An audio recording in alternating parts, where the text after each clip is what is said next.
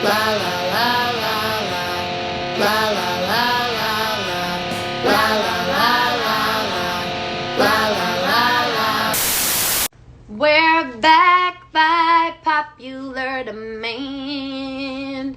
Alright, for those of you who don't know, society sessions are spaces I create to dedicate to a cause that I am passionate about. So it started out with parties/concerts that I've hosted all around the globe, from London to New York to LA to Berlin, that were designed to highlight artistic integrity and support the underground. So y'all need to connect with each other. Y'all need to network with each other in the comments. Make sure y'all peeping each other. Make sure y'all showing each other love. There's so many amazing, creative, sensitive souls out there. Whether you're fucking in music, or you're in business, or you're in fucking, I don't know, fashion, or you're in, I don't know, math, whatever. If you're passionate about something, it's so many sensitive, passionate souls out there that I feel like need to be nurtured, and like their questions need to be answered and shit. So that's what I'm here to do, or help you do, with my friends.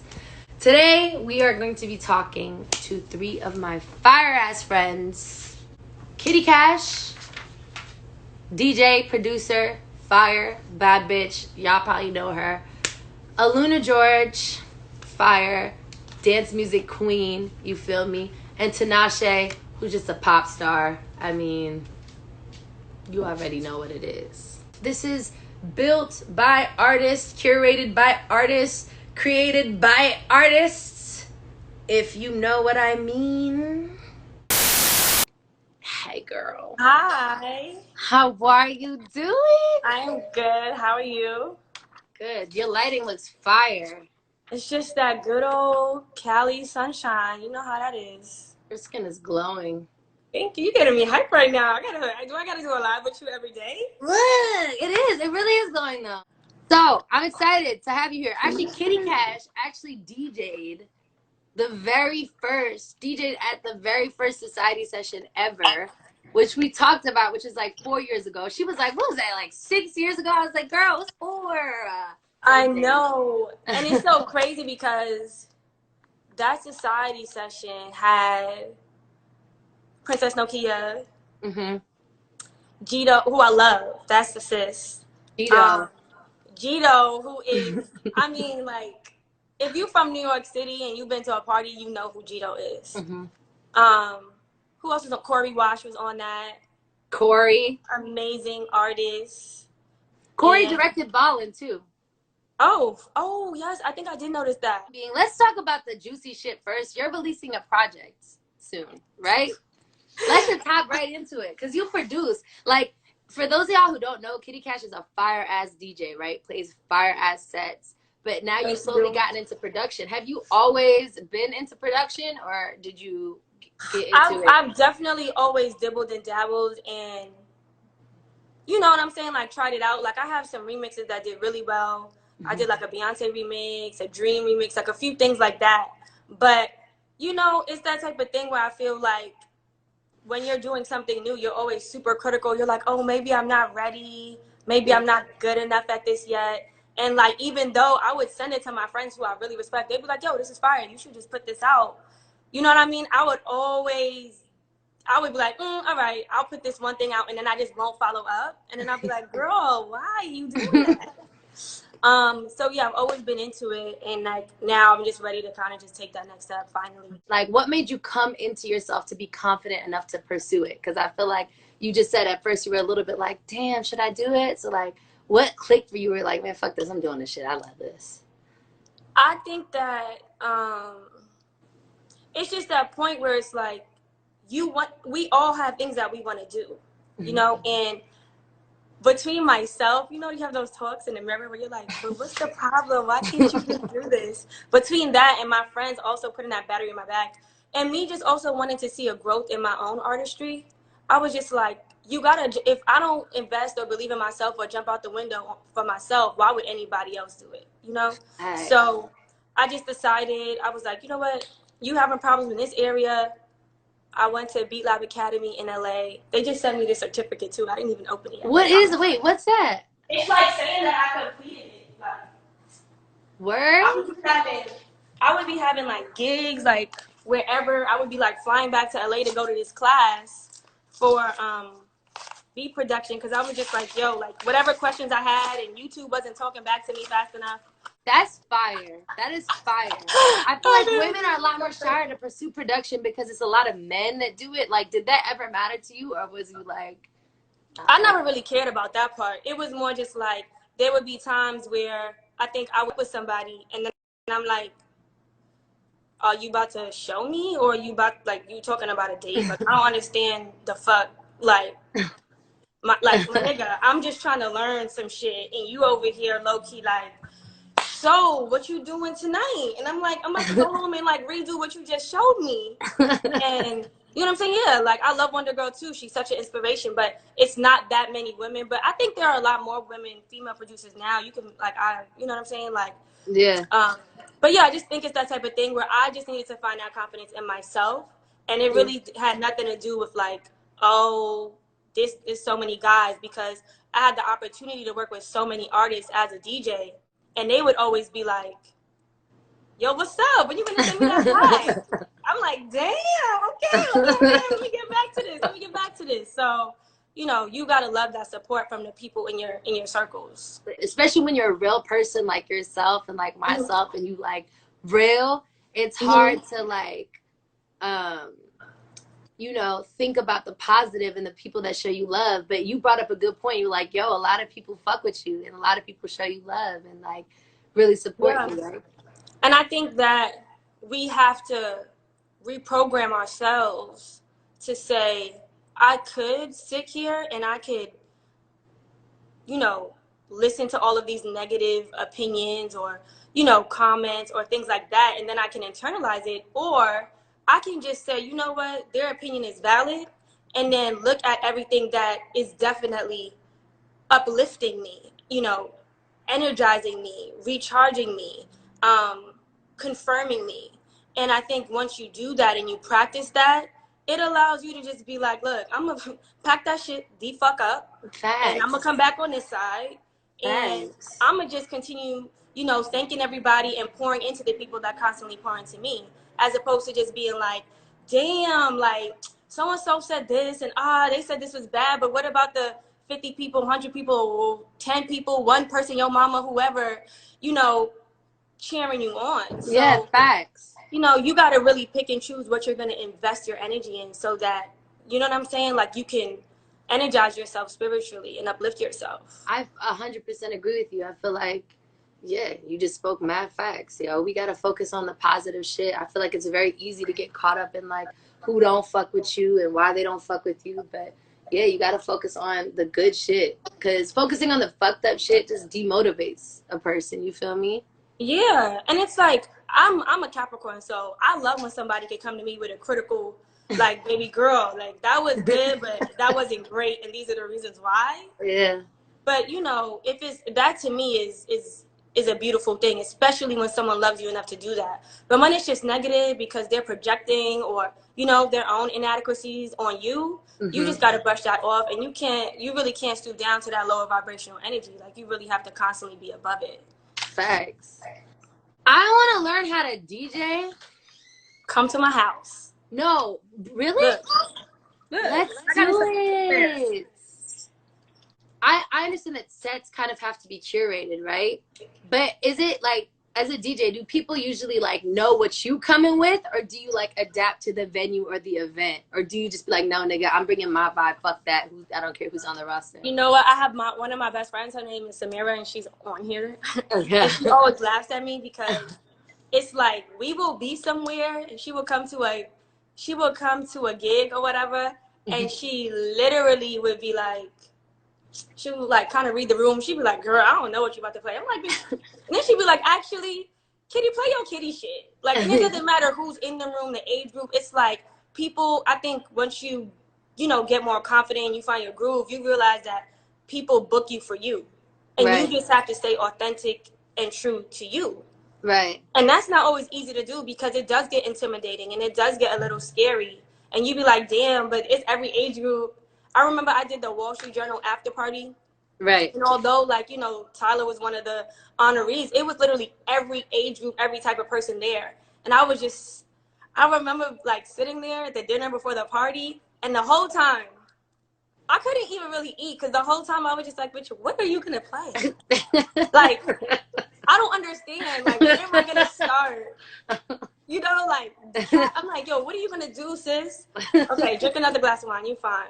And then I got there, and it's like people were coming from the venue. So I got to kind of create my own group first. And I played, like, my usual R&B, like, shit that I like to vibe to in my house. And then they came. People started coming. By the time people came, I was in the zone. Like, I didn't care who was there or not.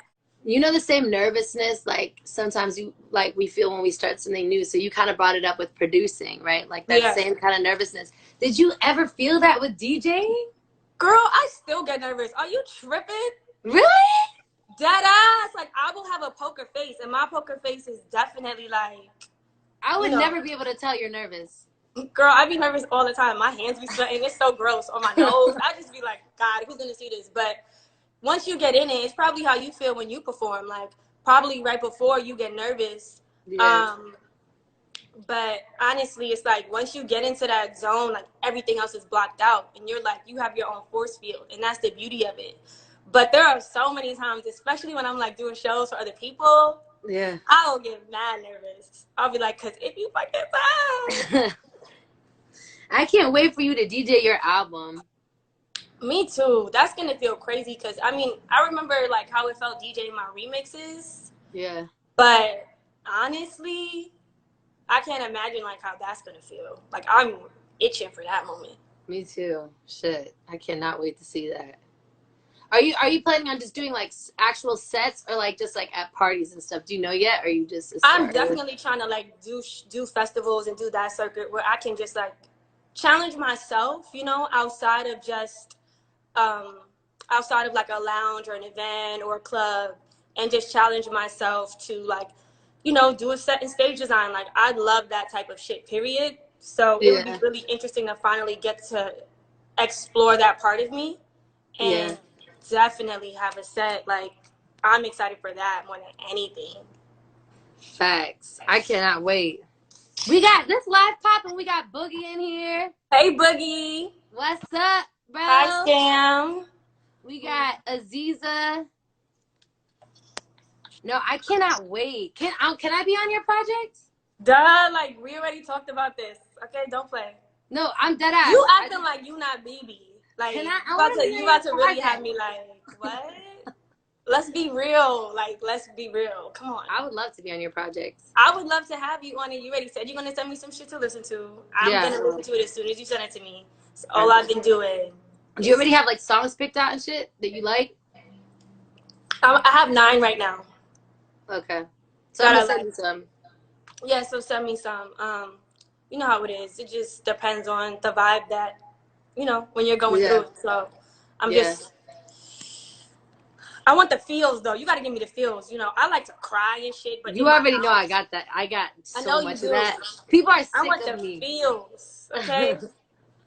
People are sick of my feels. People be like, damn, bitch, why you always in your feelings? I mean, same. My friends be like, girl, I thought you was like Cap. I thought you was hard. You are soft as... I know. Man up. Damn. Kitty Cash, thank you so much for talking to me, sis. Thanks for having me. You're the shit. Tell the girls, tell Aluna, tell Tinashe I said hi. Yeah, they love you. I love them. I love you guys them. all love each other. That's the vibe. But thanks for having me. Love you. I will talk to you later. Too. All right. Bye, guys. Bye. Hey, girl. Hi. Cancers. I know, right? Cancer gang. There are no cancers in the music industry.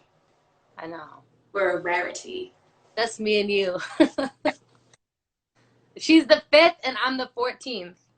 Mm-hmm. I am hyped for you, AlunaGeorge. Like, I'm just hyped to, like, be talking to you, bro. Because we have known each other for a long time, seen each other in random places. First time I saw you and met you, actually, you were playing on I think with Jack U or was Skrillex? Jack U? Skrillex? Yeah. Killed the show, bro. It was like, I think Justin Bieber came out that night too. and like you came out and came out with your dancers and you just killed the fucking show. And then we talked to more, like whatever, ran into each other at festivals. Then finally we linked up again at Women in Music a couple of like months ago. No, like a year ago, maybe 2 years ago. A year ago? There was definitely a gap, and but we run in the same circles, you know, which I love. Like that's one of the cool things about the music kind of live circuit. When you're actually going out and doing things, you bump into people. That's like my favorite. That's probably, you know, what we miss when we're in lockdown and things like that. I know. One of my first questions is something I want to actually ask all of y'all. Also, I want to ask Tinashe this too, but how do you get the balls, right, to be experimental in a society where we are pressured to conform? Because I feel like you are, alone the fact that you are in dance music would be labeled as experimental. You feel me? So how did you get the like develop the heart to be experimental in a world where, you know, we got to conform and stuff? Well, you know, I have never been able to. I tried when I was like young. I tried to conform, and it was. I felt like it was like a form of living death, because there were so many parts of me that I had to get rid of in order to do that. So I'm always on this quest to create a space where I feel okay to be me. I know there's all that like internal work that you're supposed to do, which I do well, but I also just want a one night where you can just relax and you can just be yourself. And so the music that I make has to create that space where you can be a mix of any kind of combination that you want to be, and own it and feel okay. Like you're not like you're not actually weird, you're just you. Yeah. Facts. So I can't make, if I was to make really genre specific straight music that fit already into a category, I would feel uncomfortable. Because that's not who you are. No. Yeah. That's so fire. And then we were talking earlier on the phone, and we were talking about dance music and sort of like you were saying how, like, I'm wondering what it's like to be like a woman of color who's trying to move forward in dance music, which is, you know. Well, you know, it's weird because people of color in the queer like community are the people that basically created dance music. So it's not actually a massive stretch to be a Black woman doing dance music, but it feels that way because between back then and now, it's been like very much enjoyed by a white community. White male is like that. Those are the heads of the dance music genre, and that's normal for everybody. So then I step out onto a stage with one of my white male what do you call colleagues, peers, my colleagues. Colleagues. I feel super strange. It's like, everyone,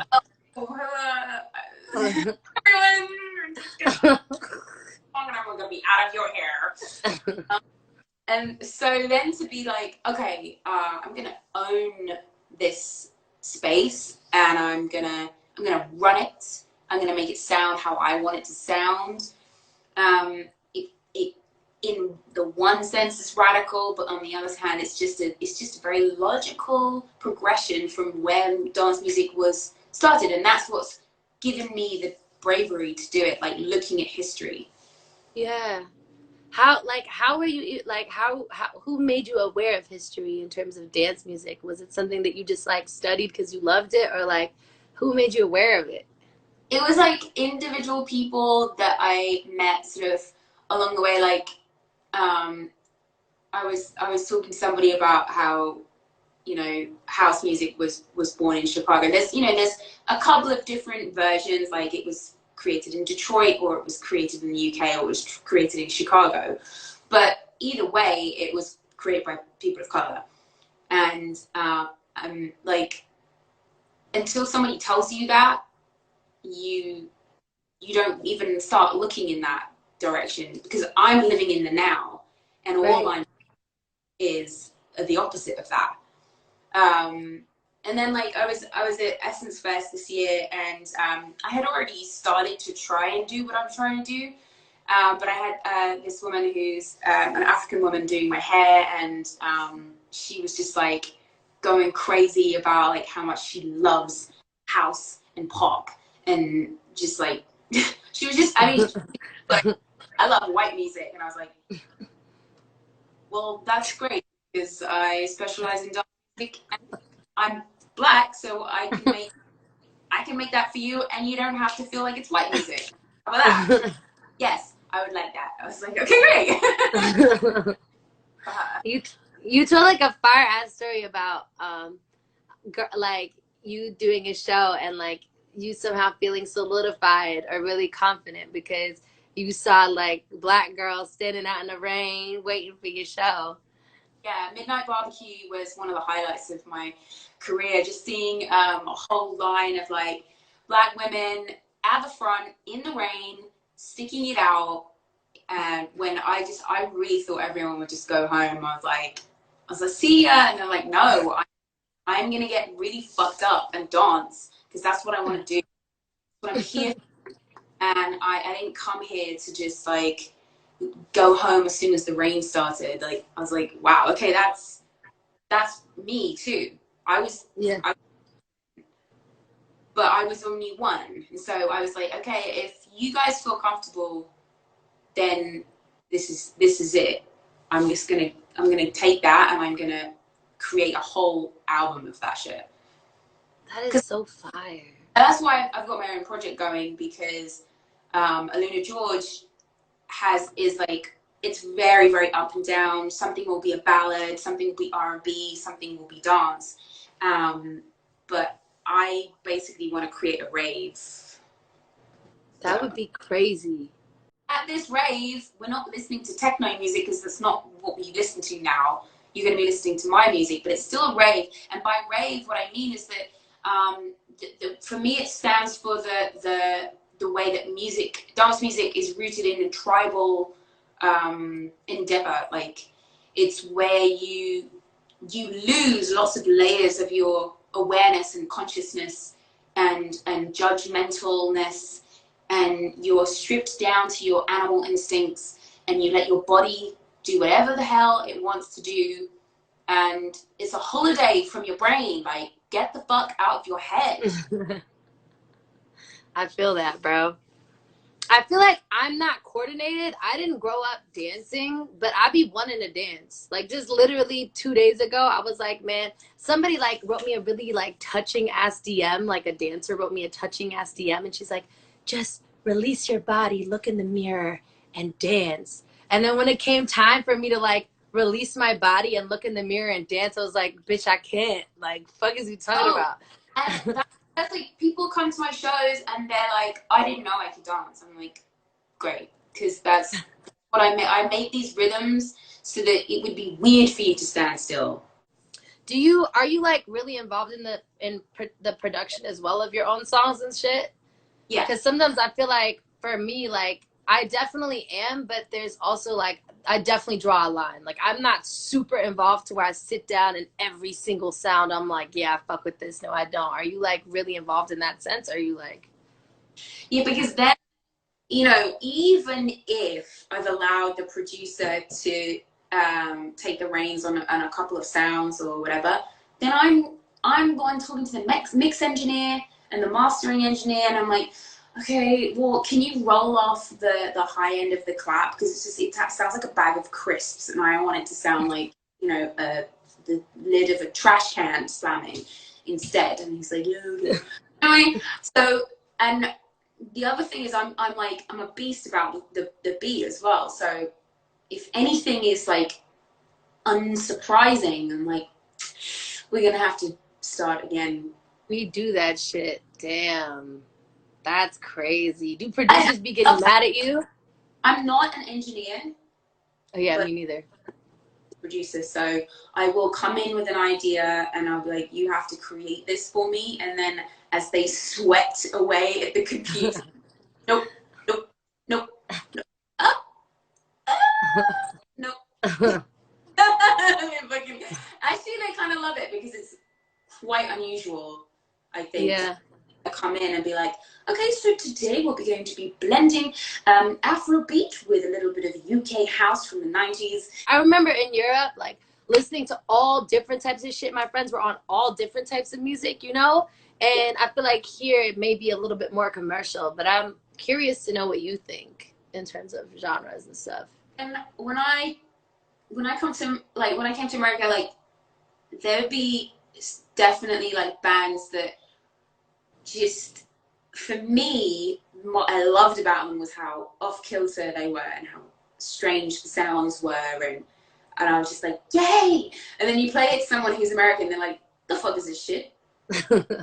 Why do that? I'm like, okay, I don't even know where to start. Like, it's that feel. They're like, what? Left of what? We have a lot of music in Europe that really doesn't have a genre. But yeah. when we were starting out, me and George, it was like, even for a country that has no genres, we were left of that. Right. So I don't know how the hell we got accepted in America, but you did. We did. So Aluna, I love you. Thank you so much for doing this with me today. I'm very grateful. I want to see you soon. I know. I'm actually gonna FaceTime you after this, just cause I'm gonna FaceTime you. But everyone spam Aluna and tell her to do sip and paint. Haha. Sip and paint. This is my bathroom, by the way, in case you were wondering. It looks really nice. I'm in the tub. You should sing songs. It sounds like the acoustic there is very. You know what? You know? 26 is the garage under this building. It's amazing. Amazing. I'm sure it is. And singing it. Okay, where's Tinashe? She's coming. She loves you. I love her. Love you. Thank you for tuning in. Sis. Hey! You're so cute. How are you? I'm so grateful that you're doing this with me. Of course. Thank you for having me and doing this, putting this whole thing together. I was telling you on the phone that I think this is really, really dope, just having conversations with women in the music industry, and it should happen more often. I know. The other day, I watched your choreography video. I was just talking to Aluna about dancing. Yeah, you're live. And sis, all dancers say everyone can dance, but you're going to have to convince me on that one. Because I be trying to do shit and I be fucking up. Like, okay, like maybe not everybody can learn choreography. Like for sure, that's like a learned skill, like a practice skill. But I mean, so much about dance and just like performance in general, though, right? Yeah. It's about like commitment and like committing to it and like selling it. Like if somebody's out there selling it, no matter what the fuck actual steps they're doing, you buy it, you know, you as an audience member buy into that. So that's what I think dancers are trying to get at when they're like, everybody can dance. It's like anybody can, if they commit and like believe in it, it's gonna be dope. Just like I feel like dancing has a lot to do with confidence, right? 1,000%, 1,000%. Cause like you could look crazy, but if you look confident while you look sell crazy, then you look way less crazy. It's so true. Then people are like, oh, I like that little thing that he did there. Then all of a sudden it becomes eclectic and artsy and shit. Right. So I love you, by the way. I love you. You're an amazing artist, and you have been around for a while, and I used to watch your YouTube videos. Yeah. I told you this already. That's so funny. That's because, like, I started making YouTube videos when I was, like, what, 15, 16 years old? Like, 2012, 11? I was subscribed. Thank you, sis. No cap. The support. And I ran into you at Delilah's, and I remember seeing you at Delilah's and being like, I was tipsy. I was like, there she is. Same. I'm going to talk to her. And you were mad cool. Aw, girl. Do you remember that? Yes, of course. I was tipsy too. As usual at Delilah. But yeah, no, you were so sweet. You just came up like, I've been a fan for a minute. And I was like, same. So yeah, no, I mean, I think we were also talking on the phone earlier about how, like, it's kind of weird how we've never really crossed paths too much, actually. No. In real life. Yeah. So this is dope. Like, just like planting seeds for more collaborative, even just conversations, I think it's just fuck yeah. important. We need to get in. That shit has been overdue. Me and you. Definitely.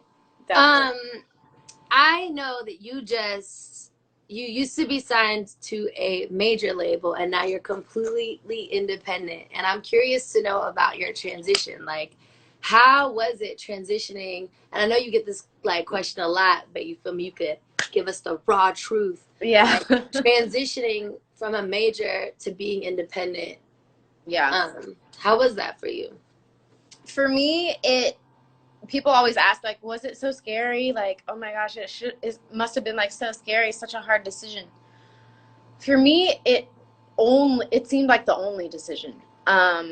It wasn't scary. It felt like I had no choice because I knew in my heart and in my soul that situation wasn't fulfilling to me and it wasn't the right thing. And I felt that way for a while before I actually made that leap. And I would say the biggest thing that I can pinpoint as to why is like a spiritual and like mental, like it mentally fucked me up to be in that situation. More than anything, because they did support me. Like, people will look back on it and be like, oh, they didn't support you, but like they did, you know. I put out a couple albums with that label. I had singles, I had promotion for them, you know, whatever. I had budget, you know, they considered me a priority at the time. But a lot of what happened there was, I felt like they just didn't understand who I was as a creative. And that ended up really fucking with my mental as a creative. And I started to doubt like who I was and what I came with as a songwriter.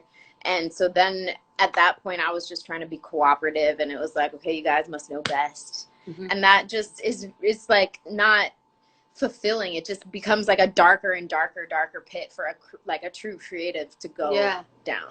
Because people don't know, like, what was we talked about this EP, but it was like, I don't know if you even want to say the name of it, but it was like you released it forever ago. What was it again? What was it called? In Case We Die. In Case We Die.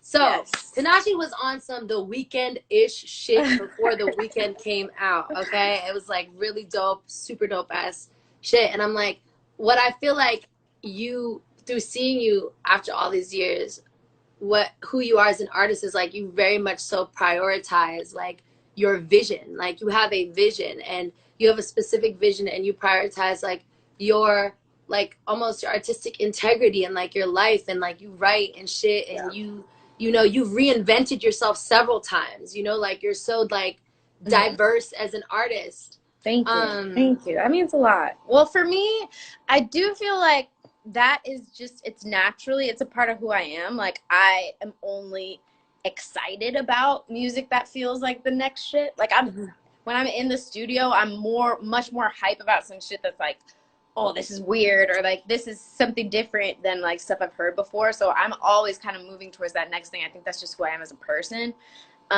But to be as like confident in making those choices hasn't always been easy. It was more easy at the beginning of my career, but definitely kind of in the middle, there was a lot of times where you would doubt, like trying to take those kind of risks and do things outside of the genre or like the norm. Yeah, it's not easy, because the easy route is to just like make hits or whatever. You know? Whatever that means. But like, how do you navigate that though? Because you experienced that as well. Like, just trying to be somebody who is a creative, is inspired. Like, inspiration is such a big part of how we make dope stuff. I know. I can't make shit unless I'm inspired. Exactly. Like, it won't come out. Yeah. Like, This shit won't but they even like happen. expect you to. People are like, Yeah. so like. I know, they this think is there's a fucking button on our head and it's like hit button and you Right. press the button and then it's like, yeah, here it Yeah. is. Yeah, no. I definitely fucking agree with you on that, bro. Like, you're like, it's like, why do this shit if you're not doing what you love to do? Like, you know, obviously you have to like cross your T's and dot your I's and do the dirty work and do all that shit, you know, with everything that we love. Like, there's shit that we may not want to do, but if at the end of the day you're unfulfilled as an artist and unhappy as an artist, then why the fuck did I just risk my fucking life, like not go to college, not go to school, like, you know, have no backup plan, right. to come out here with you motherfuckers to do what y'all want to do? That doesn't make sense to me. Doesn't add up. I could have gone to school for like fucking, I don't know. I would have been like an accountant. Yeah. Like, yeah. If it's just by the numbers, then I would have lived life by the numbers. But I don't live life by the numbers. I'm an artist, you know? Yeah. I fucking feel that. I feel that deeply. But also, I have to say, I do feel, and I kind of mentioned this to you also, like one of the lucky ones to be able to say, like, being independent is so great, because I do think, obviously, that there is something to be said for having those situations. And, like, RCA did give me a lot of opportunities. They did give me a lot of things that I never would have probably put me in the room with a lot of people I probably never would have been in the room with before. So I have to give them some credit, you know? Of course. Yeah, of course. 100%. Got to give credit where credit is due. So what do you feel about like reinventing yourself? Like, how many times would you say that you've reinvented yourself as an artist? Do you feel like you've even reinvented yourself? Like, does it feel that way? Or how many like real transition periods where you're like, okay, now I'm this? Or is it more so just growth to you and it's not really reinventing? I feel like it's a constant evolutionary process, right? Like, I don't ever feel like I was one person and then like one day I flip a switch and like it's like now I'm on to this new project. Like, it kind of is slowly and always just kind of moving towards this direction, you know? Like, I'll start experimenting with one thing and then I'll be inspired by that experimentation and try to make more songs like that or whatever, and it just kind of goes from there. So yeah, I'd say it's more of like an evolution than reinventing, like a full reinvention. Yeah, I definitely feel that. Definitely to that, sis. Your album, Songs for You. Yeah. But I love that album, by the way. Thank you. It's fire. Thank you so much. Thank you. When did the album drop again? November 21st, so like 6 months ago now, which is kind of weird. The last 6 months have been so weird. I know. So weird. Does it even feel like it dropped? It doesn't feel like it doesn't feel like, I guess 5 months ago, but it doesn't feel like all that has happened. Yeah. It feels like maybe a few months ago. Yeah. I'm just mostly disappointed because I was really, really, really ready to perform the songs on tour. And you can perform your ass off. Oh, thank you. Why don't you do a YouTube performance? Another YouTube performance. It's the same. I know. I wanted to know too, like, this is just like a random ass question, but like, is your working out dancing, or do you work out and dance? I mean, both. Like, I'm not gonna fully say I just like it's like I do like Pilates. I hike a lot because I live in LA. You know, I love just going on little hikes. But yeah, I mean, dancing is a huge part of my workout and a huge part of what keeps me really fit and just like what I like to do and happy. Like, dancing just like, I feel like releases endorphins. It just makes you feel good. Can you teach me how to dance? Sis, yes. But don't laugh at me. Like, you can't. Of course not. For real. I remember one time I took like this movement coach class, and like, I guess the lady said that the bottom half of your body is separate from the top half of your body. No? Okay. Like, in terms of like movement, like coordination. I don't think of it that way. Really? Okay. I was moving my leg, bitch. My arm was moving. If my leg was moving, like, you're like, I don't know it. It's just stuck. I was like, I don't know, man. But oh my gosh. can you teach me for real at some point? Of course. Please come But don't through. judge me. You have to teach me just like little stuff to where I don't look awkward. I got your 5, 6, 7, 8. I got you. Well, I'm so grateful that you tuned in with me Of today. course. Thank you for speaking with me. Keep up the good work. What are you working on? How's quarantine been for you?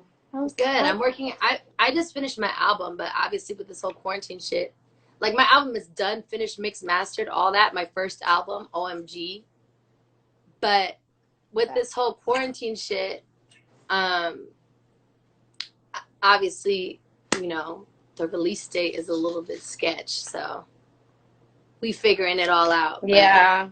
I It want to sucks work because with you can't you really for sure. promote it yet. I'm not 1,000%. Please. I'm working on the music already, so gotta You stay are? busy. Yeah, of course. Bro. Always. I got time. And you write, right? You write. Yeah. How do you I got write? a studio downstairs, so. Oh, you do? Mm-hmm. So I make all my music at my house, at the crib. It's the best. How do you write? Like, do you like freestyle or do you be like writing your shit out first? Well, I freestyle, and then like I freestyle mostly melodic, but a lot of times like excavating the words. Like I feel like I say the shit I really mean without actually really saying it. Like, so yeah, mostly like a freestyle. What about you? Same, yeah, like a freestyle. We got a vibe. Let's make some shit. Let's just do it at least for fun. I know. Let's take one fan question. I think someone had a question. Okay, cute. Hey, Tinashe, love you so much. Hey, guys. Thanks for watching. Lately, I've been in my feelings, minding my own business. That's a song.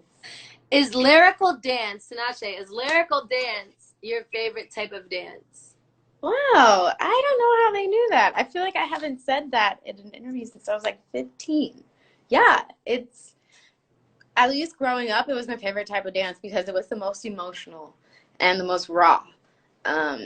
So yeah, I don't really train as much as I should anymore, like taking a bunch of different genres of dance. I kind of incorporate them all into my music, and my music is not the most lyrical movement sounding, so I don't do it as much as I used to, but I love lyrical dance. Wait, what is lyrical dance? It's like contemporary. It's like probably the most similar to like contemporary ballet, or like contemporary. That would be like the category. So it's more raw than like a ballet or something like that, and more free, but like it's on like So You heavily Think You emotional. Can Dance? Yes. Where they be like, yes. Yes.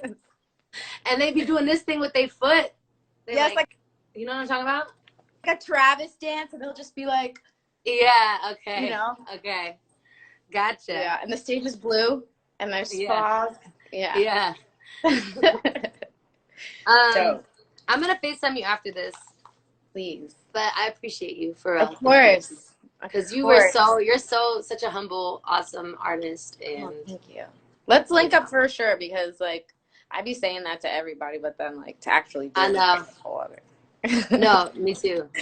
But I'm dead ass. I'm working on it. I'm working on that follow through. Like let's try to make it happen for real. I will FaceTime you after this. Okay. All right. Bye, guys. Bye.